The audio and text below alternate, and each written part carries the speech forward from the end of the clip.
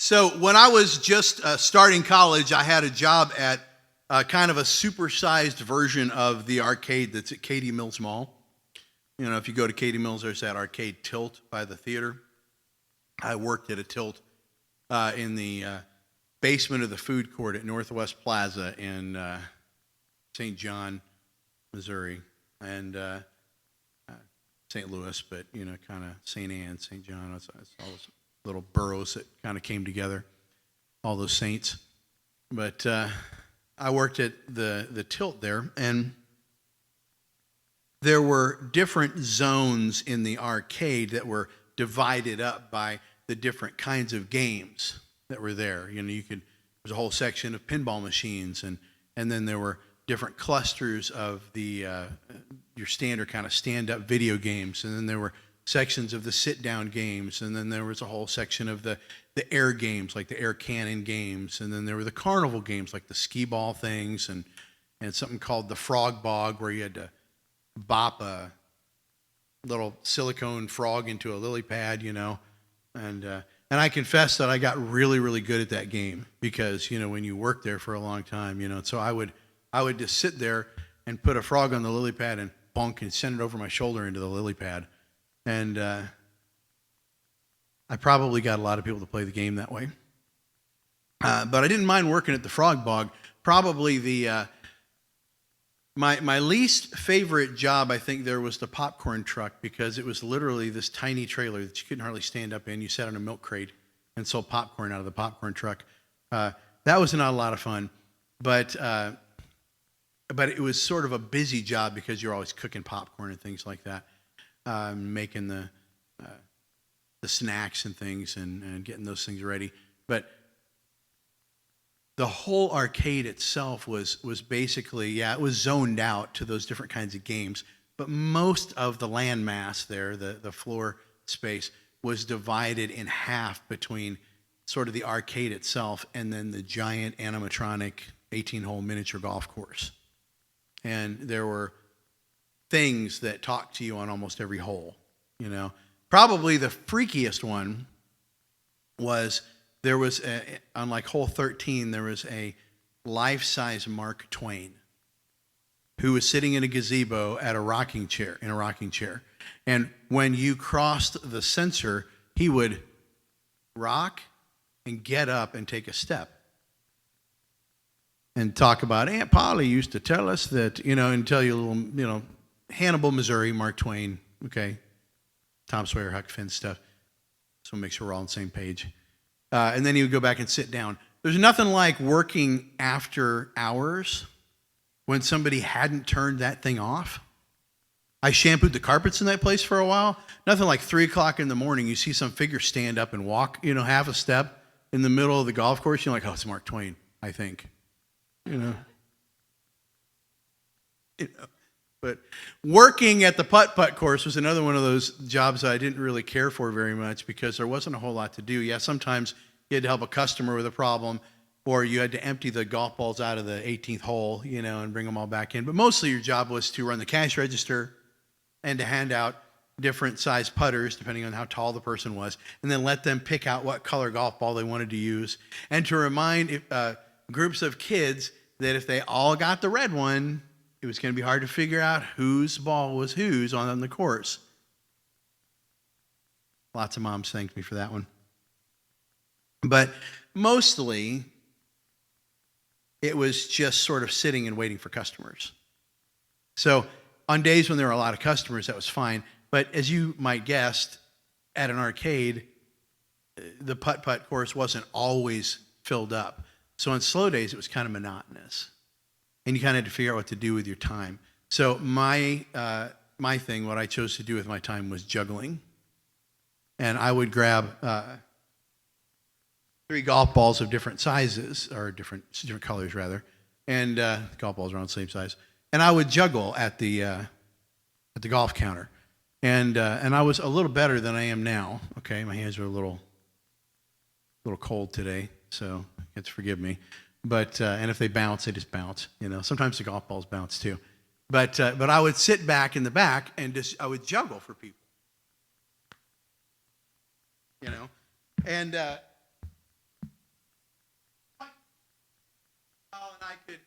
and I would talk to people while I was juggling, because honestly I was a little bit better than I am now. But I loved to do that because it gave me something to do. But it was interesting that juggling was also kind of a good way to bring people over to the counter. I didn't always make sales. People didn't always play golf, but I did attract people, to the golf counter. I don't know what it is about juggling. I am a novice in the juggling world, of course. These tennis balls, for whatever reason today, are hard for me to juggle. I'm not going to attempt it again. Maybe for the kids later. But in the juggling world, being able to juggle just 3 things, that's like the low on the totem pole. Unless those 3 things are like moving and have chains on them and things like that. I don't juggle chainsaws or anything like that. But there is something about juggling that seems to be attractive to people. I'm not exactly sure what it is, but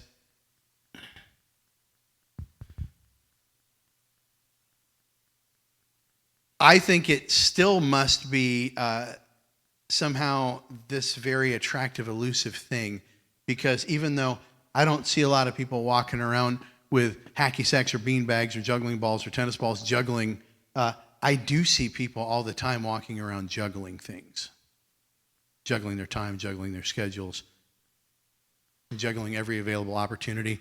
Anybody in here adept at that kind of juggling? Nobody? Okay. All right, well then let's pray.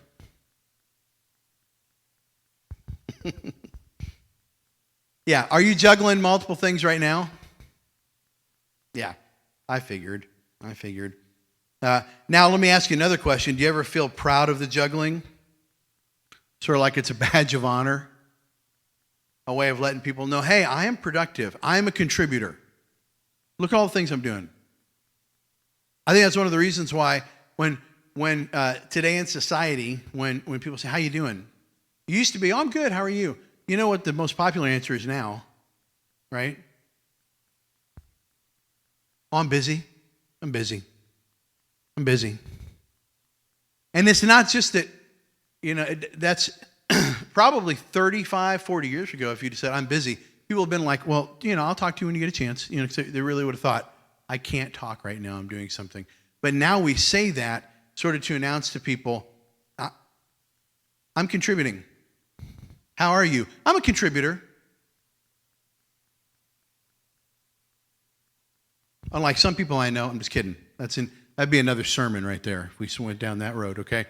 But we do that, don't we? I'm busy.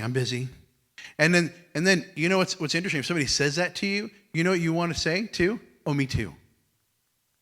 Oh, I'm busy too. I might be busier than you are. But we kind of do that, don't we? I mean, I do that too. Here's the thing though. It isn't healthy. Because the whole mindset behind that isn't based in truth. Now, as I say the rest of what I'm going to say today, some people are going to be like, man, I am busy though. I got a lot of things going on and I know that. And there are seasons in our life where things are kind of busy and out of control. But I want to urge you to consider this. Any extended season that has that kind of busyness we're talking about today, it is potentially unhealthy for you. Because I don't believe God created us to be that way. I mean, I know that we can sort of function that way, but I think that's, just, if I can just be completely blunt with you guys right now, I think that's why a lot of people drop dead in this country.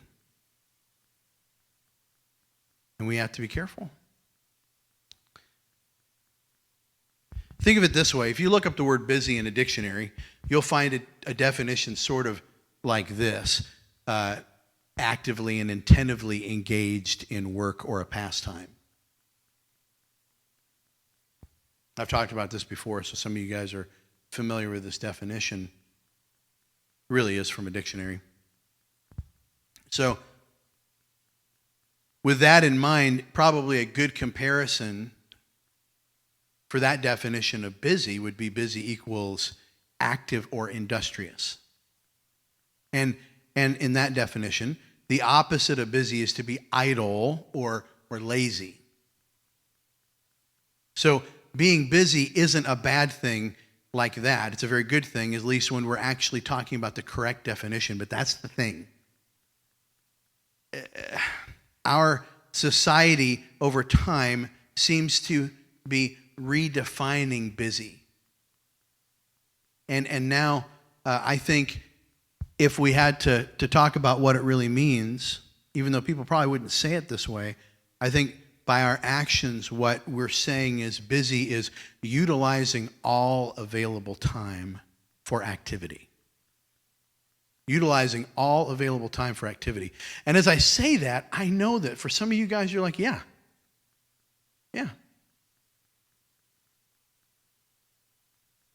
So if we're going to talk about an adequate comparison for that definition, then it wouldn't be busy equals active and industrious. It would be busy equals overload. So you're not busy unless there's part of you that's sweating over something that needs to get done. You're not busy unless, we used to play this game at camp. We sing this song. Hello, my name is Joe. I have a house, 2 kids, and a spouse. And I work in a button factory. One day, my boss came up to me and said, "Hey, Joe, are you busy?" I said, "No. Would you push this button with your left elbow?" "Hello, my name is Joe." And we would do this with the kids until they were pushing buttons with every part of their body and their nose, and they were spinning around, and it was just a silly game to get them woke up in the morning. But now we live like that. You're not considered busy unless you're pushing a button with every part of you. Are you doing that? Have you got a second? I have 1 second. Okay, well, I've got this small project. It takes about 4 days, but if you got 1 second, I'd like you to try to work that in. That's kind of the way we sort of operate now. Busy equals overload. Trying to sustain that version of busyness is like trying to maintain a lifestyle where your expenses constantly exceed your income. The resources aren't even there to cover today, let alone what tomorrow holds. So if this deficit spending lifestyle is the result of redefining busy, why did we do it in the first place? Well, in general, I think the major reason for this shift is essentially fear. Let me explain myself. In an article that was called The Busy Trap, a guy named Tim Kreider writes this: busyness serves as a kind of existential reassurance, a hedge against emptiness.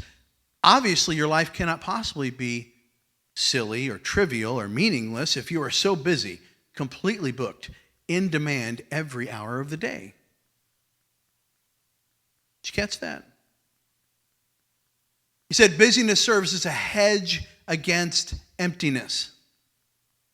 See, in our culture, we have systematically reduced culturally, not in truth, but culturally, we have been reducing our conversation about God, haven't we? We've been watching this happen for years and years and years. In our culture, God's existence and his influence have been increasingly denied and marginalized. So, though many people would say, I do that because I want to be free, whatever that means, my point would be, what exactly is left to give people any real meaning and purpose to their lives? If we marginalize a creator, the existence of a creator, then we marginalize the reason why we're here.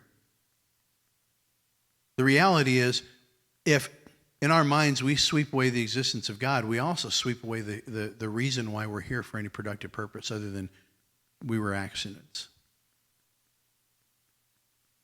Have you ever lived around somebody who grew up being told that they were an accident? Someone who was born and their parents literally said, well, we didn't mean to have another child. That seems a very cruel thing to do, but it happens. You know, those people grow up with an innate sense of worthlessness.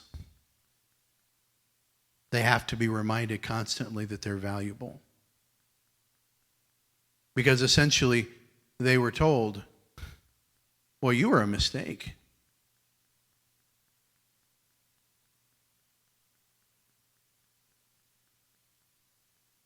The reality is, we know that every person that's born is valuable. They have intrinsic value. And by the way, to tip my hat at what I believe, they're intrinsically valuable before they're born. And every bit is alive. But the reality is, if we pull God out of our equation, even though he is still there, we pull the value, the intrinsic value, out of our existence. What he's saying, Kreider, in this article, is that so many people buy into this crazy pace because they're desperately looking for reassurance about why they exist. And the busyness at least gives their lives the illusion of meaning. I'd have to say I agree. Right about this time, some of you guys are going, were we in the series Loving Like Jesus in a Fractured World? What are we doing? Hang on, because here we go. Our culture is basically afraid to slow down and shatter that illusion. That illusion of meaning that's sustained purely by the busyness.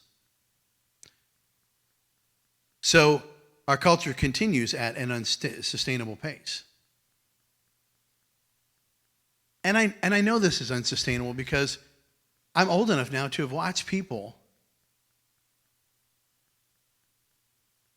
work and then just have to bail for some reason. Some have to bail for health reasons. Some come to me and say, I cannot take it anymore. I work all the time. I have nothing. I don't know what to do. Some people abandon everything. I've seen people leave everything, leave their families because they're overwhelmed, overloaded.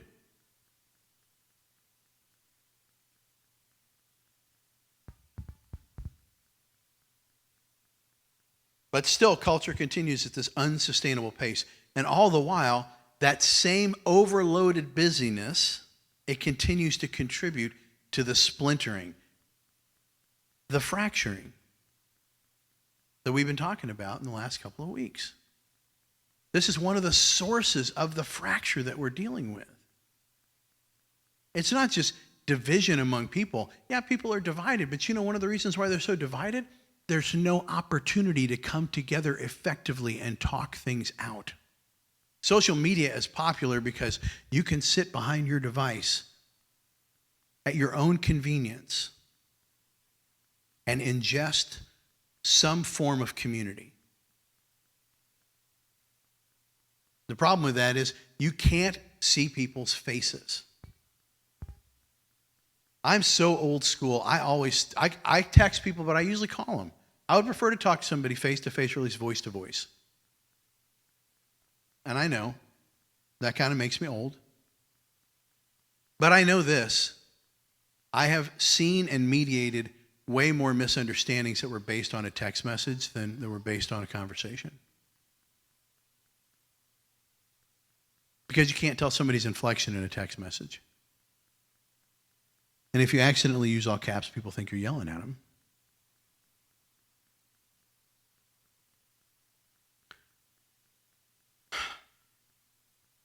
Our world is fractured, and the busyness lends to the fracture. It puts us in a position where we are able to be divided. You get that? Our busyness puts us in a position where if we're trying to just ingest what's going on based on the kind of media outlets that we have, The same narratives. I'm going to say something here, okay? It would be real easy for me to jump all over the media right now, but I got to tell you guys, if you think about it, the media has been spinning the same tales for as long as we've all been alive.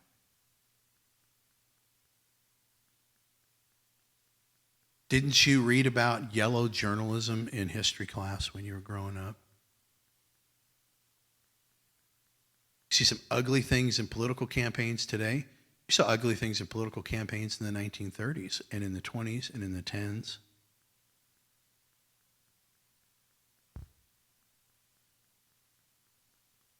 People say, well, there's making up outright stuff. This is fake news. Yeah. That's one of the main products of the media. People manufacture things to be sensational sometimes. And it's been happening for centuries. So what's different? One of the differences is our fractured world can't slow down enough to talk to each other about it and figure out what's really happening. Yes, we are divided. We feel more divided sometimes in society than ever before. But I would suggest part of that is because we don't get a chance to be with people and see that we're really not that different.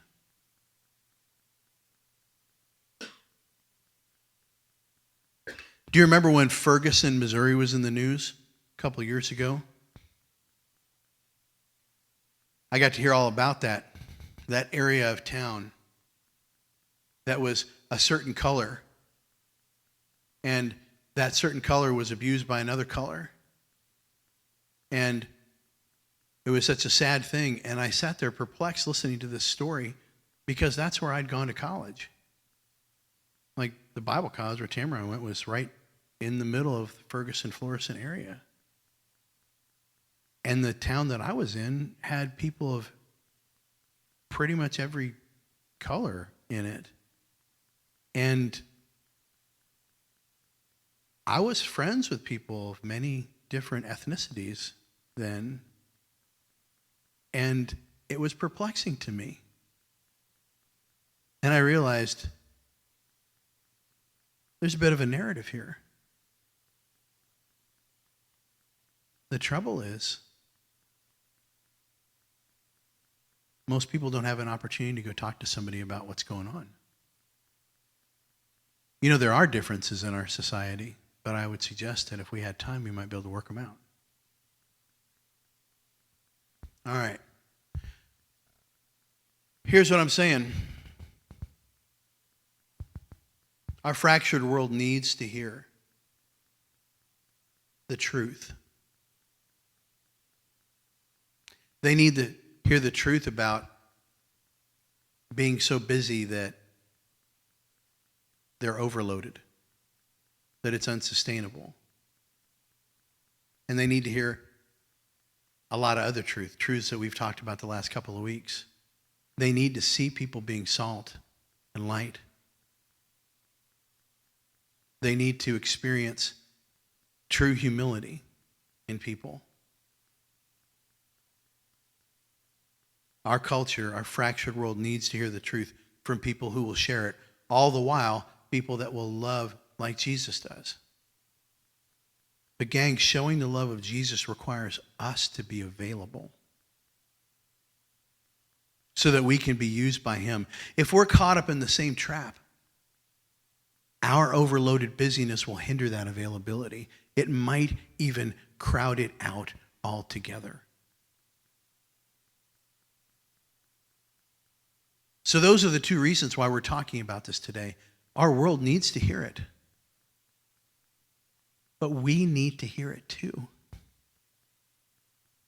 Because if we don't hear it and we remove our availability, I mean, you guys have heard me talk about this because it's such an alliterative. It works in a fill in the blank, right? I hate to say that, but it's easy to remember.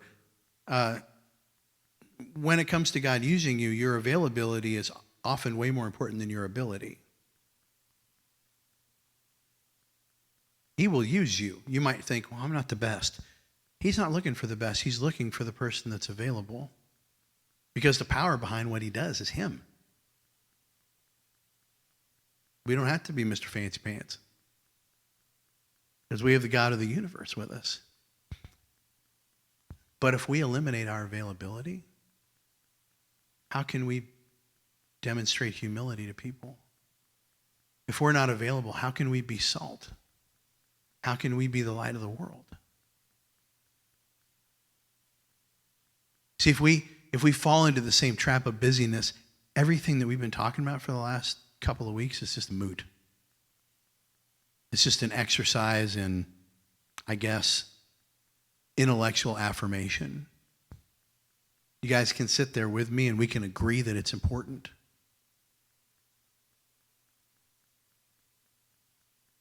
But if we aren't aware of this and we're not actively trying to battle this, then we'll fall victim to it too. And our efforts to reach the world will just be squished.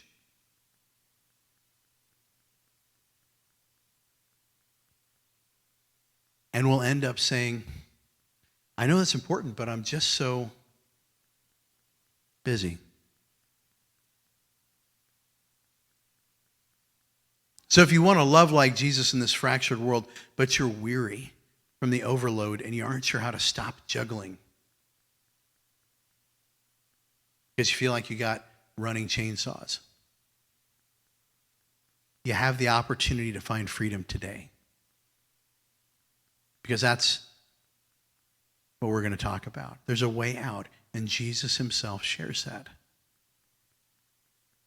So let's chug through this. See his teaching in Matthew chapter 11, verse 28. Here's what he has to say. Matthew 11, 28. Come to me, all you who are weary and burdened, and I will give you rest. Come to me, all you who are weary and burdened, and I will give you rest. Let's put that up on the screen there, Nicholas. Thanks. Jesus is offering in these verses to replace your overload with availability. And what he's saying here is you need an authority in your life that's higher than yourself. You need an authority that is higher than yourself. You notice that? We just take this verse apart. Come to me, Jesus says. Everybody that's weary, I'll give you rest. Overloaded busyness often comes when we can't let go. I know we don't want to talk about that, but it's not always, okay? I'm not saying that because I know for some of y'all, you're busy because somebody's just telling you, I got more stuff for you to do. And you're thinking, I don't know how I'm going to do all this. But we have to admit, for a lot of us, some of the busyness that we take on is because we just don't want to release anything.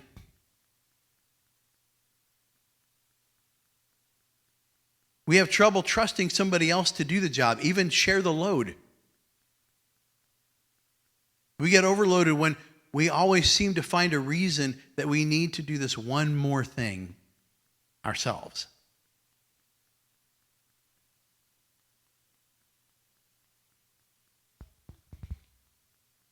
I think, honestly, quietly, ladies, a lot of y'all have this struggle internally. You battle this desire to, I want to just do this one more thing.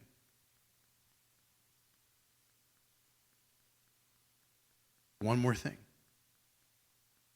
And you'll say, okay, we can go. Hold on. I just want to, yep, I'm ready. I just have to. I know. Now, guys have a different way to display it, but, I often pick on the guys, don't I? I mean, just let's be honest, and I don't mean to, but, I have maybe a steadier track toward that because that's who I am. But this hits all of us. We just feel like and it's not always that we don't trust somebody. We just feel this deep sense of responsibility, don't we? I should do this. And I mean, maybe sometimes. But there's also some times when, well, I'll get to that later. All right. If you want off the hamster wheel, here's what I'm saying. You're going to need to reorient your thinking. And man, I know this is going to be hard to hear. Specifically, what I'm saying is you got to stop thinking you have to be God. That's for everybody, not just for the ladies, for everybody. Okay? I don't want anybody to throw a donut hole at me. I know that you may be thinking, what do you mean? But thinking that you have to do it all is a heavy burden. It is way too heavy for any of us to bear. That's why David was inspired to write in Psalm 55, verse 22. He writes, cast your burden upon the Lord, and he will sustain you. He will never allow the righteous to be shaken. Cast your burden upon the Lord, and he will sustain you. He will never allow the righteous to be shaken. This truth is only strengthened by what we see in the New Testament. Yeah, David wrote that, but think about it. When Jesus rose again, he showed his power over both life and death. The God who chose to die for you has absolute power and authority over everything. He's inviting us to come to him because he has that power. And here's the thing, gang. It ought to be important to us because we don't. Regardless of who you are, what you do, you just don't have absolute power. And you certainly don't have absolute authority. And you won't. Ever. Ever. And maybe for some of us, we just need to process that and rejoice for a second.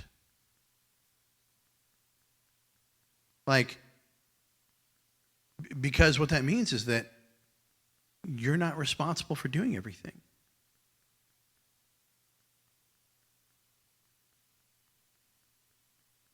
Living in a state of overloaded busyness is more often than not an indicator that we might be having trouble with that concept. If you want somebody to lift the burden, you need a sovereign, an absolute authority in your life, somebody higher than yourself. The good news is that Jesus is ready to be that for you, but if you're going to embrace him, you're going to have to stop trying to do the job yourself. Now, secondly, second point here, second fill in the blank, big fill in the blank, number 2, you need a reasonable amount of margin in your life. You need a reasonable amount of margin in your life. When I say that, I think it's pretty self-evident, but when I'm talking about that, I'm talking about the space in our lives that needs to exist between thriving and surviving. It's the header on your legal pad. And the reason why there's some lines that go vertically, not just horizontally on that pad a lot of times, or in your notebook, you have some area around. You know what's interesting? I'm the kind of person that, a lot of times I write messages out kind of longhand or sections out longhand before I copy it over to the computer. And I will start writing, and then, of course, because I'm writing longhand, okay, I can't just backspace and insert something or copy and paste. So what do? I write it in margin, and I put arrows to it, things like that. I'm grateful for that space because when I discover, I've got a need and I've got to do that, it's nice to have that area available. See where I'm going with this? Our lives have that same need. Margin is what brings you through unanticipated situations. Margin is the breathing room you need to battle anxiety and to foster creative thinking and improve productivity. It's an essential part of being available. No margin means no availability.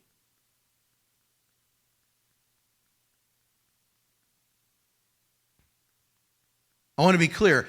Being active and industrious, what we used to call busy, is something that honors God. But I also want to be clear. Living with a lack of margin, it isn't honoring.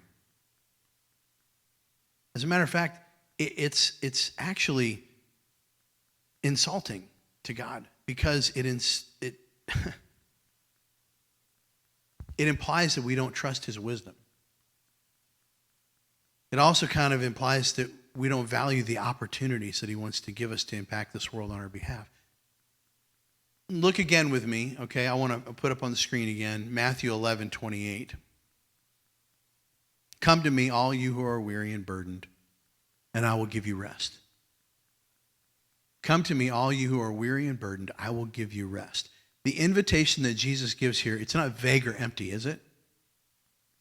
It's not hard to figure out. What's he saying? What's exactly happening here? What's he offering? It's very clear. It comes with a promise. Make him your king, he will give you rest. But the question this leaves with us, if Jesus offers you this rest, will you actually take the gift?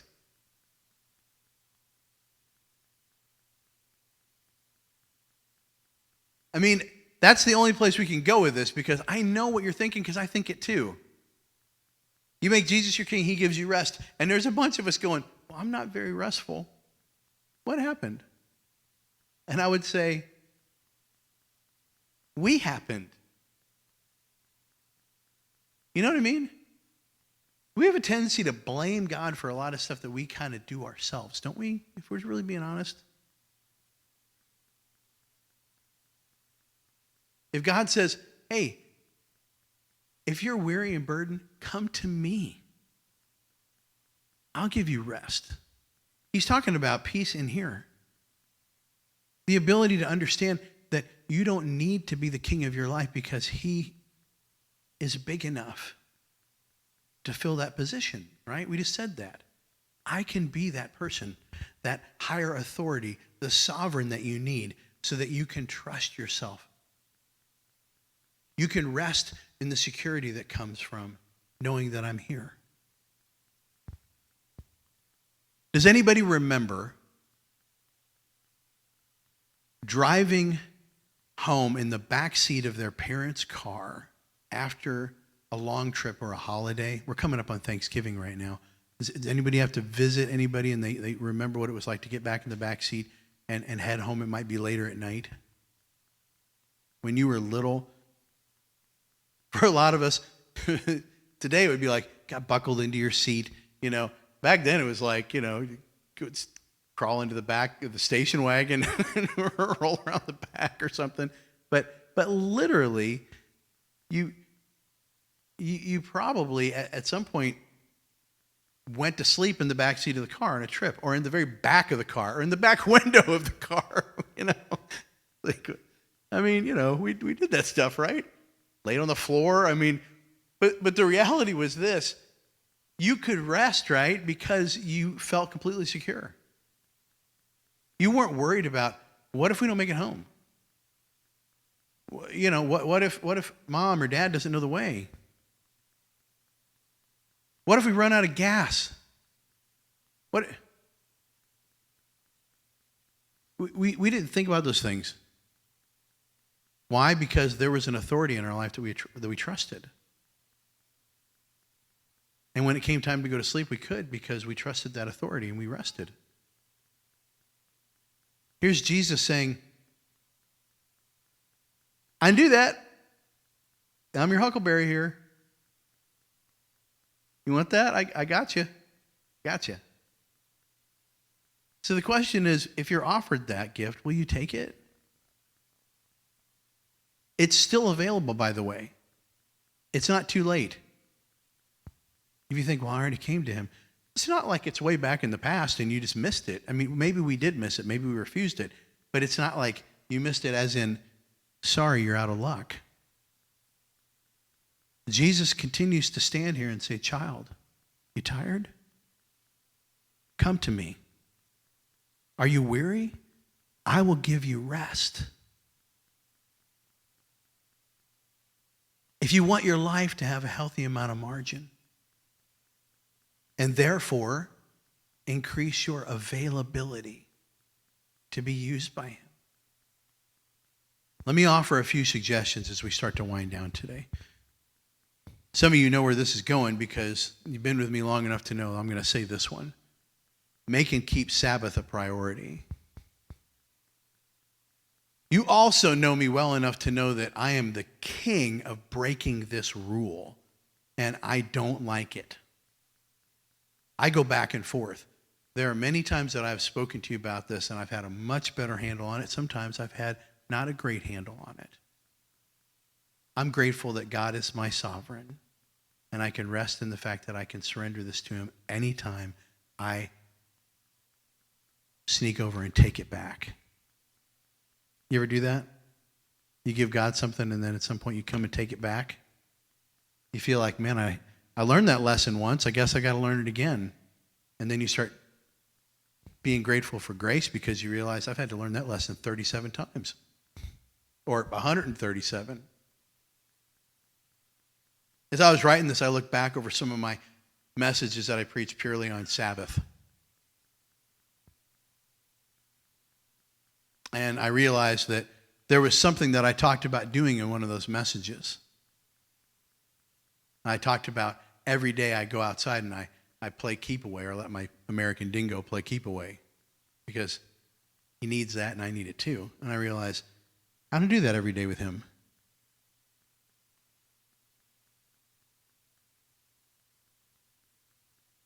And I realized, man, I've slipped in this a little bit.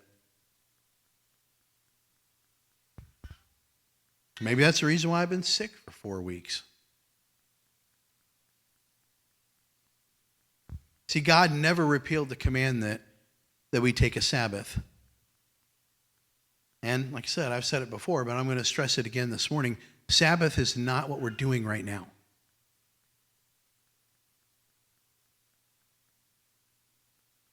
If you want to go back to the technical Sabbath day of the Old Testament, it's Saturday.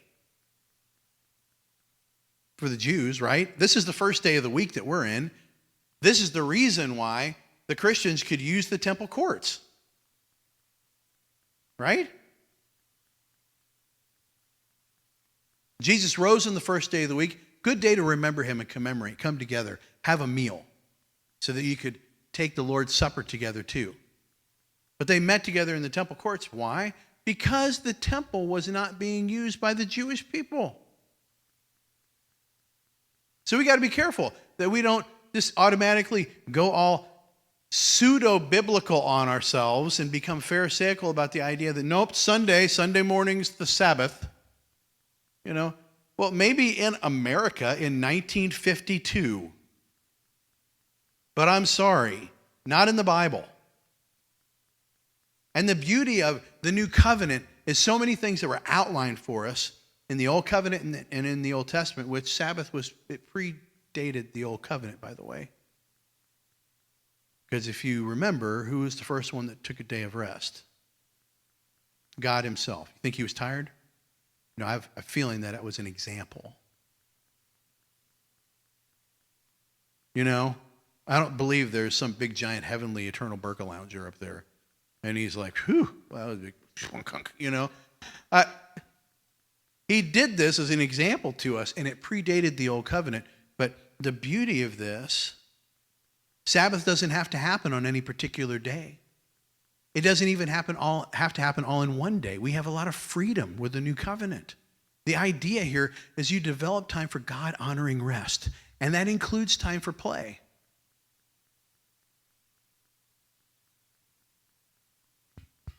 You want to build a healthy amount of margin back into your life, you need some time to be refreshed and to make sure your life is focused on him where it belongs. This, by the way, usually makes you better when you're at work too. Isn't that amazing? I mean, the reality is God created us all with special gifts and abilities and talents. He talks about that. Paul talks about that in the book of Ephesians. You can take a look at it right now. Ephesians 2:10. For we are God's workmanship, created in Christ to do good works, which God prepared in advance for us to do. He loaded you up with some great software that makes you very unique and allows you to do some great stuff. But if we're constantly worn down by overload and that overloaded kind of busyness, we become like the story of the woodsman who was trying to chop wood and keep up with all the other guys, the other lumberjacks. And he worked longer and longer and got less and less accomplished. And he finally asked somebody, how are you doing it? And he says, well, when we go and take breaks, what we're doing, sharpening our axe. When was the last time you sharpened your axe?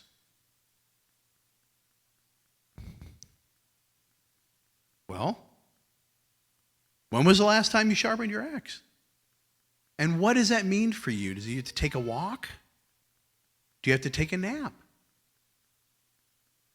You need to build something with your hands? You got to play with your dog? Play with your kids? Go to the gym? Go camping? Go to Buc-ee's? Take your grandkids through the world's longest car wash? Whatever it is, take some Sabbath time and go do it. Go do it. Having a Sabbath rest needs to be a priority. But if you're going to battle overload, carving out that time for Sabbath, is going to require you to take a couple of further action steps, okay? I'm going to give you two as we wind it down. First is this. Make sure you share some stuff. Make sure that you share some things. If you're having a hard time with this, you're not alone. Moses struggled with it. We talked about this earlier. A lot of us take on stuff because we feel this innate sense of responsibility. And if you do feel that innate sense of responsibility, you are probably very, very good at what you do. There's no doubt about it. Those things are probably good. And the reality is, perhaps you are the very best person to do that. But perhaps, sometimes, Lord, forgive me for the hornet's nest I'm walking into on this one, but sometimes good enough is good enough. If you got somebody with you that can score an A+, and they're going to get a 94, but you know that you can get a 96, maybe you should just let them have the 94, so that you can keep getting 96s on other stuff. Now, I know that as I say that there's going to be an exception to every rule. I get that. And if you happen to be thinking, man, you're really picking on me today, trust me, I'm not picking on you. I'm picking on me. This whole message was written about me. And if you happen to be feeling the Holy Spirit too, well, then you and I can eat a donut hole when we're over. When we're done, we can commiserate together about it, okay? So share some stuff. Moses struggled with it after the Israelites left Egypt. They were in the wilderness. He was wearing himself out. And Moses' father-in-law came and visited him. And I've been blessed with a father-in-law who's very wise, much wiser than I am. And he has often spoken to me about things that I needed to hear. So in this case, the father-in-law of Moses comes to him. And we can read about this in Exodus 18. It says this, Moses' father-in-law replied, what you're doing is not good. You and these people who come to you will only wear yourselves out. The work is too heavy for you. You cannot handle it alone. Moses was acting as a judge and arbiter for the entire nation. And his father-in-law said, you farm this out a little bit. You need to appoint some leaders that will share this load. You may need to share some stuff. You weren't created to handle everything yourself. Finally, make sure that you stop some things. And yes, I really did say that. Stop some things. A good way to do this is simply to ask yourself, what do my actions communicate that I value? If your actions communicate that something you value isn't all that beneficial, then it may be the perfect thing for you to stop in order to gain back some margin. I think Mark Buchanan said it best. he wrote a book called The Rest of God, and I love that. He wrote this: wise people ask, does the path I'm walking lead to a place I want to go? It sounds like the principle of the path too, doesn't it? A little bit, if you've been around here for a while. And he goes on to say, if I keep heading this way, will I like where I arrive? And I really think that's something we need to ask. If I keep heading the way I'm going right now, will I like the destination I arrive at? Because for some of us, it's like, I don't think so. I don't think so. So if you ask yourself that question, you find the answer is no, then let me invite you to change your path. It may just be this. And believe me when I say that, because this is what I find makes a difference between me being able to breathe and not being able to breathe. Between availability and not. Oftentimes we look at it and go, this has got to be all or nothing. And God doesn't ask you for that. There are times when he says all or nothing, when it comes to obedience and following him, who he is. But as far as availability goes, he's not asking you to leave your job. He's asking you to create some space for him to work in the job. You may be surprised at who he has opened up to you within your workplace. If you have a little time to see them. Or it may be somebody else, maybe somebody that you visit every day on your way to work. You know, you stop at some place you stop and get gas, or maybe a restaurant that you happen to eat at, or someplace that you go. I know this is not in my notes, it's not in your notes, but God often invites us to things that look a lot like interruptions. Like a lot of times the stuff that he invites us to do, it looks like our schedule's being interrupted. And that's one of the reasons why this is such a big deal. Because when we are chronically busy, the almighty evil is the interruption, isn't it?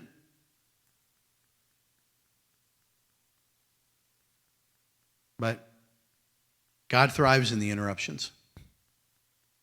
And you will thrive too, my friend. So choose to make yourself more available to the God of the universe, and you will find more opportunity for loving like Jesus in this fractured world. Let's pray together.